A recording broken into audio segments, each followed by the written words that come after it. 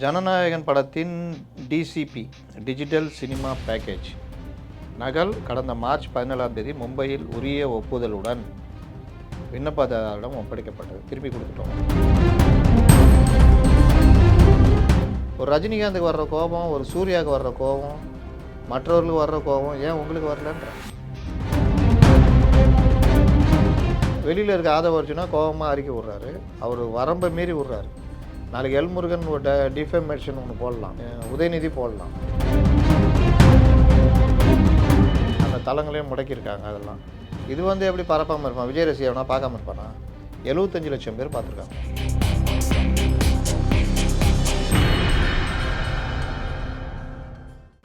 அறம் தமிழ் நேயர்களுக்கு அன்பு வணக்கங்கள். தேர்தல் நெருங்கி கொண்டிருக்கும் இந்த பரபரப்பான சூழ்நிலையில் பல்வேறு கேள்விகளுக்கு பதிலளிக்க நம்மிடையே அணிந்திருக்கிறார் மூத்த பத்திரிகையாளர் முத்தலிஃப் அவர்கள். சார் வணக்கம். வணக்கம் சார். ஜனநாயகன் அன்அஃபிஷியலாக வெளியாயிருச்சு. பல்வேறு வீடியோக்கள் தினந்தோறும் வைரல் ஆகிட்டு வருது. இன்னைக்கு செல்வமணி அவர்கள் சிஜிக்கு போகுது ஹைதராபாத், அங்கே தான் லீக் ஆயிடுச்சு அப்படின்னு சொல்கிறாங்க. அரசியல் தலைவர்கள் இருந்து பெரிய பெரிய சாதாரண மக்கள் இருந்து எல்லாரும் ஒரு கொதிச்சு போயிருக்காங்க. ஆனால் எல்லாருமே இதுக்கு வெளியே குரல் கொடுக்கும்போது விஜய் அவர்கள் எதுவுமே ரிப்ளை பண்ணல, ஒரு கள்ள மௌனம் காக்குறாரு. இது வெளிவந்ததுக்கான காரணம் என்ன? ஏன் கோவம் வரல விஜய்க்கு? விஜய்க்கும் சரி மற்றவர்களுக்கும் ஏன் கோவம் வரல? ஜனநாயகன் இந்த மாதிரி விஷயம் கசியுதுன்னா முதல்ல இவங்க என்ன சொன்னாங்க, சென்சார் போர்டு, அதாவது எல்முருகனும் திமுக உதயநிதியும் சேர்ந்து ஆதவ சொன்னார். அதை ஒரு படம் யாருக்கிட்ட இருக்கும்? ஒரு படம் தணிக்கை வாரியத்தை கொடுத்தாங்கன்னா அவங்கள்ட்ட இருக்கும். அப்புறம் இயக்குனர் ப்ரொடியூசர் அவங்ககிட்ட இருக்கும். அதாவது தணிக்கை வாரியத்துக்கு சமர்ப்பிப்பட அனைத்து திரைப்படங்களும் பாதுகாப்பான கேடிஎம்னா கீ டெலிவரி மெசேஜ் முறையே பின்பற்றுவதாக அவங்க தெரிவிச்சிருக்காங்க. அதுபடி திரைப்படத்தின் காட்சிகள் கடவுச்சொல் பாஸ்வேர்டு மூலம் பாதுகாக்கப்படுகிறது. இந்த கேடிஎம் பாஸ்வேர்டு தயாரிப்பாளர் அல்லது இயக்குனரிடம் மட்டுமே இருக்கும். சரியான கேடிஎம் இல்லாமல் திரைப்படத்தை யாரும் பார்க்கவோ அல்லது அணுகவோ முடியாது, சென்சார் போர்டு உட்பட. ஜனநாயகன் படத்தின் டிசிபி டிஜிட்டல் சினிமா பேக்கேஜ் நகல் கடந்த மார்ச் 17ஆம் தேதி மும்பையில் உரிய ஒப்புதலுடன் விண்ணப்பதாரரிடம் ஒப்படைக்கப்பட்டது. திருப்பி கொடுத்துட்டோம். அது முதல் அந்த பிரதி அவரிடமே உள்ளது என்று தணிக்கை வாரியம் சொல்லியிருக்கு. அப்புறம் எப்படி கசியும்? எல்முருகன் என்ன பண்ண முடியும்? பாஸ்வேர்டு இல்லாமல் எல்முருகன் நினச்சா கூட, தணிக்கை வாரியம் நினச்சா கூட ஓப்பன் பண்ண முடியாது. அந்த பாஸ்வேர்டு ஃபர்ஸ்ட்லேருந்தே அரசியலில் அவரை போட்டு ரொம்ப நெருக்கடி கொடுக்குறாங்க அப்படின்லாம் நம்ம பார்க்குறோம். ஒருவேளை இப்படி பண்ணியிருக்கலாம் அப்படின்னு ஒரு கேள்வி எழுதலை நம்மளுக்கு. தணிக்கை வாரியத்துக்கு நீங்கள் கொடுக்கும்போது பாஸ்வேர்டு டைரக்டர் ப்ரொடியூசர்கிட்ட தான் இருக்கும். ஓப்பன் பண்ணும்போது சிட்டிங் எல்லாம் உட்காரும் போது ஓப்பன் பண்ணுவாங்க. இப்போ இவங்கள்ட்டே பாஸ்வேர்டு இல்லாதப்போ எப்படி பண்ண முடியும்? இன்னொன்று இது டிஜிட்டலாக கொடுக்குறாங்க. எப்படி கொடுக்குறாங்க? டிஜிட்டல் சினிமா பேக்கேஜாக தான் கொடுக்குறாங்க. வெளியே வந்தது HD 4K பேக்கேஜ். HD அதுக்கும் சம்மந்தமே இல்லை, தெரியுதா? அப்புறம் எங்கே முருகன் வராரு? கேஸ் போட்டான்னா வீங்க எங்கே உதயநிதி வராரு? ரைட்டு, அது அவங்க நம்மளும் அதுக்குள்ளே போக விரும்பலை. சந்தேகத்தை மட்டும் சொல்கிறோம் நம்ம, அவ்வளோதான். இவர் தான் பண்ணார், அவர் தான் பண்ணலாம் சொல்ல வரல. இதில் திரைப்படங்கள் தியேட்டரில் திரையிடப்படும் போது அல்லது தணிக்கை வாரிக்கு அனுப்பப்படும் போது அவை திருட்டுத்தனமாக கசிவதை தடுக்க தான் இந்த டிசிபி டிஜிட்டல் சினிமா பேக்கேஜ் மற்றும் அந்த கேடிஎம் பாஸ்வேர்டு. இந்த தொழில்நுட்பம் எப்படி செயல்படுகிறது, இதில் படம் கசிவது எப்படி சாத்தியம் அப்படின்றத பார்க்கலாம். டிசிபி மற்றும் கேடிஎம் என்றால் என்ன?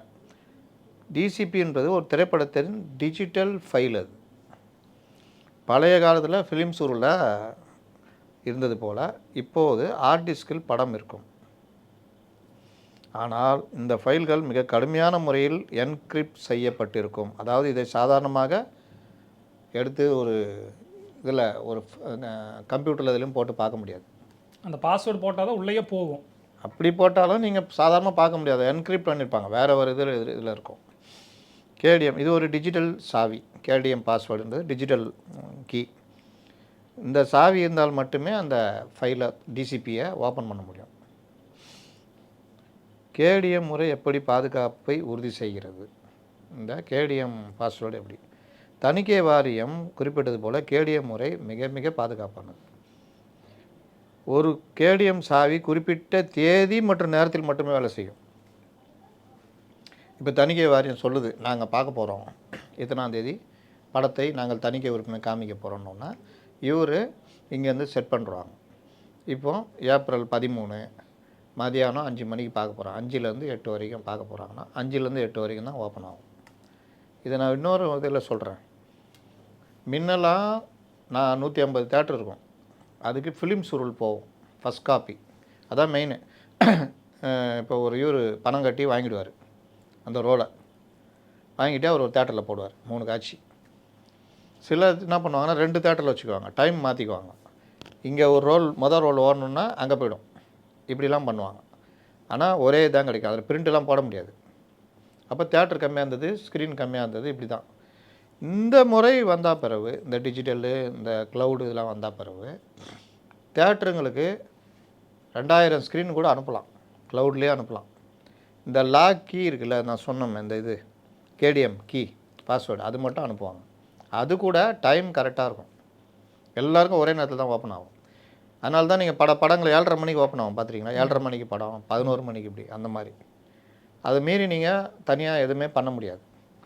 வீடியோ வேணால் பண்ணலாம், அது பண்ணினா தெரிஞ்சிடும். இது வந்து பக்கா டிஜிட்டல் லேப்லேருந்து பண்ண மாதிரி இல்லை. அந்த சாவி எந்த திரையரங்கில் எந்த ப்ரொஜெக்டரில் படம் ஓட வேண்டுமோ அந்த சாதனத்தின் தனித்துவமான அடையாள எண்ணுடன் அந்த சர்வர் ஐடியோட கனெக்ட் ஆகிருக்கும். வேறு ஒரு திரையரங்கில் இந்த கீவேர்டை யூஸ் பண்ண முடியாது. இப்போ தேவியில் அந்த ப்ரொஜெக்டருக்கு இந்த க்ளவுடு இது அனுப்புகிறாங்கன்னா அங்கே அனுப்புகிற பாஸ்வேர்டு மட்டும் அங்கே யூஸ் ஆகும். அவரே தூக்கி இன்னொரு இதில் போட்டார்னா இப்போ எவ்வளோ பாதுகாப்பு பாருங்கள். தொழில்நுட்ப ரீதியாக இந்த படம் எப்படி கசியுது. கேடிஎம் முறை இவ்வளோ பாதுகாப்பாக இருந்தும் படம் கசிகிறது என்றால் அதற்கு பின்வரும் காரணங்கள் தான் இது. என்ன, போஸ்ட் ப்ரொடக்ஷன் ஒர்க் நடக்குதில்ல, அங்கே லீக் ஆகும். படம் தணிக்கைக்கு செல்லும் முன்பே எடிட்டிங் ஸ்டுடியோ, டப்பிங் தேட்டர், இல்லை பின்னணி இசை சேர்க்குற இடம், இங்கெல்லாம் வந்து என்கிரிப்டு பண்ணாத ஃபைல், ஓப்பன் ஃபைல் கையாளப்படும்.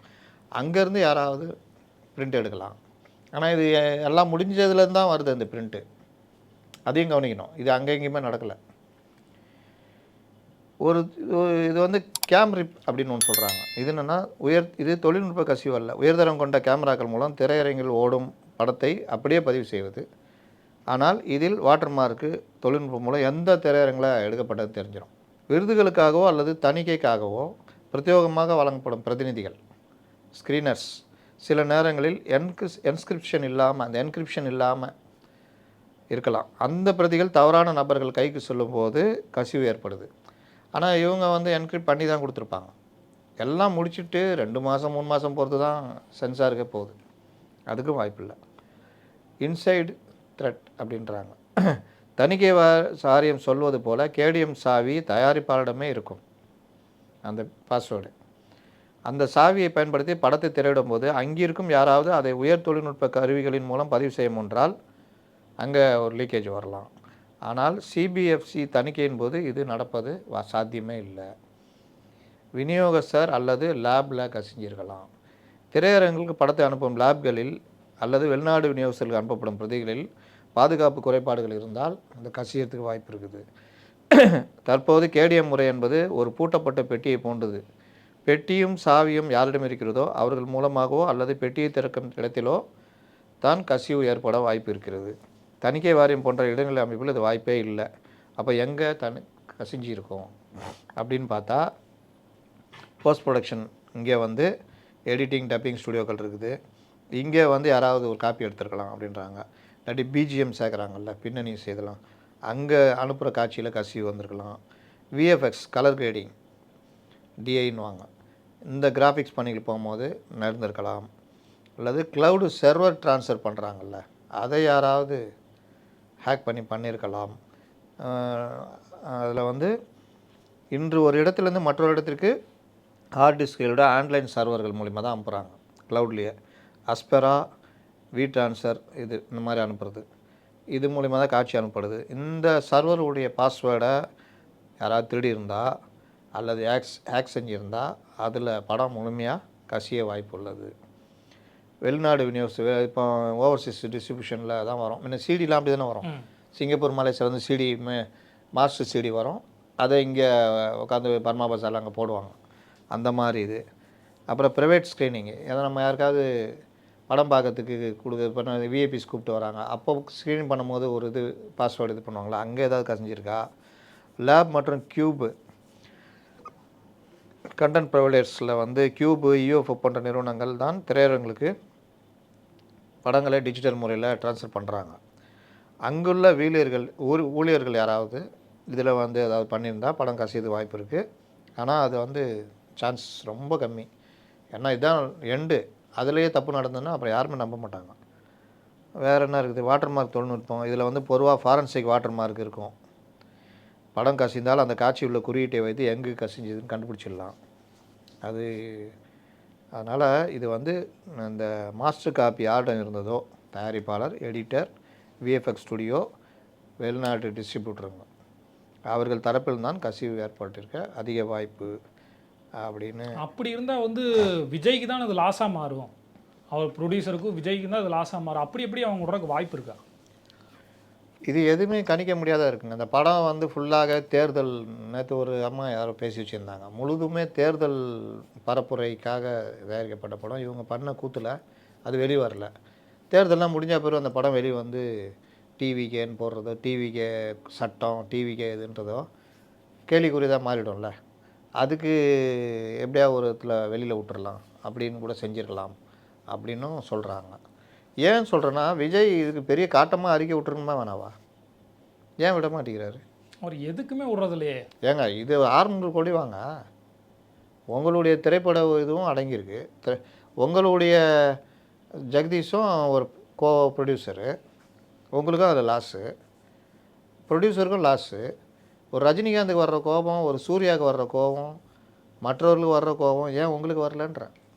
இப்போ திரும்ப அவர்கள் சொன்னதை இங்கே வைக்க விரும்புகிற ஒரு கேள்வியா, பாஜக சொன்ன மாதிரியே விஜய் தனித்து போட்டி அப்படிலாம் சொல்கிறாரு. இவ்வளோ எதிர்ப்பே அவர் கிளம்பாததுக்கு உண்மையாலும் பாஜக பேக்ரவுண்ட்லேருந்து ஒரு இயக்குது அப்படின்னு எதை வச்சுக்கலாமா நம்ம?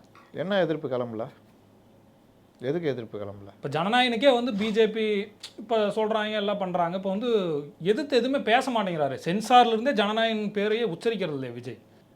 ஜனநாயகன்னு இப்போ இவரே சொல்கிறாரு, எல்முருகன் தான் செஞ்சுருக்காருன்னு அவங்க கட்சியுடைய தலைவரில் ஒருத்தர் சொல்கிறாரு. நம்ம கேட்குறது, இது சம்மந்தப்பட்டது ஒருவேளை ஆதவ அர்ஜுனா கூட தெரியாமல் இருக்கலாம், விஜய்க்கு தான் தெரியும். விஜய், ஹெச் வினோத், அந்த தயாரிப்பாளர் ஜெகதீஷ், 4 பேருக்கு தான் இந்த இது முழுசுமே தெரியும். வேறு யாருக்கு தெரியும்? அப்போ படம் ரிலீஸ் ஆகிருக்குது, வெளியில் இருக்க ஆதவ அர்ஜுனா கோபமாக அறிக்கை விட்றாரு, அவர் வரம்பை மீறி விட்றாரு. நாளைக்கு எல்முருகன் ஒரு டிஃபமேஷன் ஒன்று போடலாம், உதயநிதி போடலாம். அப்போ இது வந்து அதை மீறி அவர் சொல்கிறாருன்னா ஏதோ ஒரு காரணம் இருக்குன்னு வச்சுங்களேன். தெரியாமல் கூட சொல்லலாம். இது தெரிந்த விஜய் வாய் திறக்க மாட்டேங்கிறாரு. ஹெச் வினோத் லைட்டாக ஏதோ சொல்லியிருக்காரு போல இல்லை, வெளியிட்டிருக்காரு, பரப்பாதீங்க இந்த படத்தை ஆமாம் அப்படின்னு சொல்லியிருக்காரு. அந்த தளங்களையும் முடக்கியிருக்காங்க. அதெல்லாம் இது வந்து எப்படி பரப்பாமல் இருப்பான்? விஜய் ரசிகனா பார்க்காம இருப்பானா? 75 லட்சம் பேர் பார்த்துருக்காங்க. நான்லாம் ஒரு எத்திக்ஸில் இருக்கேன். என்கிட்டலாம் கேட்டாங்க, விஜய் படமே பார்க்கறதுக்கு நமக்கு பக்குன்னு இருக்கும், 2.5 மணி நேரம் எவன்டா அந்த கொடுமை அனுபவிக்கிறது? இதில் வேறு லீக் ஆனது வேறு நம்ம வேறு பார்க்கணுமா? டெய்லி வந்து எனக்குலாம் லிங்கே அனுப்பாதீங்கடான்ட்டேன். அனுப்பவே அனுப்பாதீங்க.